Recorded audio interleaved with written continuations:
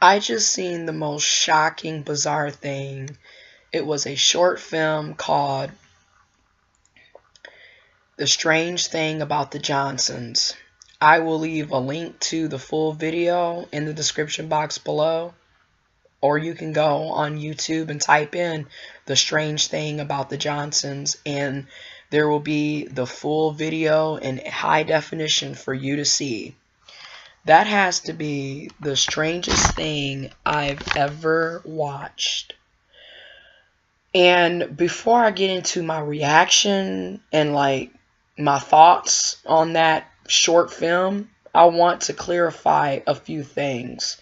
Number one, sexual assault, sexual abuse, sexual harassment is no laughing matter. There is nothing funny. There is nothing remotely entertaining about someone being sexually assaulted, sexually abused, sexually harassed. That is not cool. And I know I'm looking at people's comments because on Facebook everyone was like either joking about this short film or in shock about this short film. I don't see anything funny about someone being sexually assaulted or abused.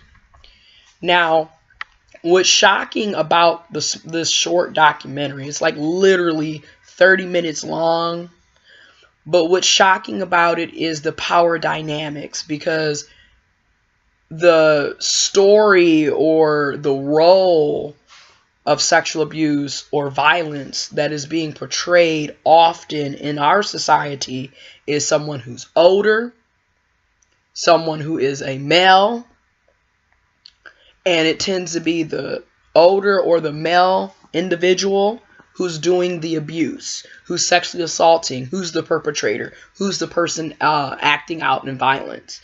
Where in this short film, it is the complete opposite. So everything that you think you know, or the stereotypes of the stories of sexual abuse that take place, throw that out the window because it does not pertain to this short film at all. In this situation, the father is being molested, sexually assaulted, and abused by the son. So that's what I mean by the power dynamics have switched. The father is the victim in this situation, and the son is the perpetrator. Then pay attention to the wife and the mother, because her role is very important. Reason why is a lot, especially when it comes to people being assaulted or abused, there's always bystanders. There's always witnesses, okay? And what I mean by that is, oftentimes when things like this take place in our society, there's always somebody or multiple somebodies who knew that this was going on. So in this movie, the wife, the mother, she knew that her son was sexually assaulting, molesting her husband. She knew her husband was being sexually assaulted and abused by her son. She knew this and did nothing about it. In fact, she witnessed it. So I'm not going to like tell you scene by scene, but she witnessed the sexual assault and abuse. She heard the sexual assault and abuse and didn't do anything, didn't say anything, didn't intervene. And when you look at how things are done in our society, looking at the bystander effect, where people sit around and see stuff, don't intervene, don't call the police, don't call the proper authorities, do nothing, and then someone ends up dead or hurt or victimized because people are sitting around doing nothing. So her role is very important, because unfortunately in society it happens. And I'm going to go even deeper, right? This person, the son, is extremely infatuated with his father.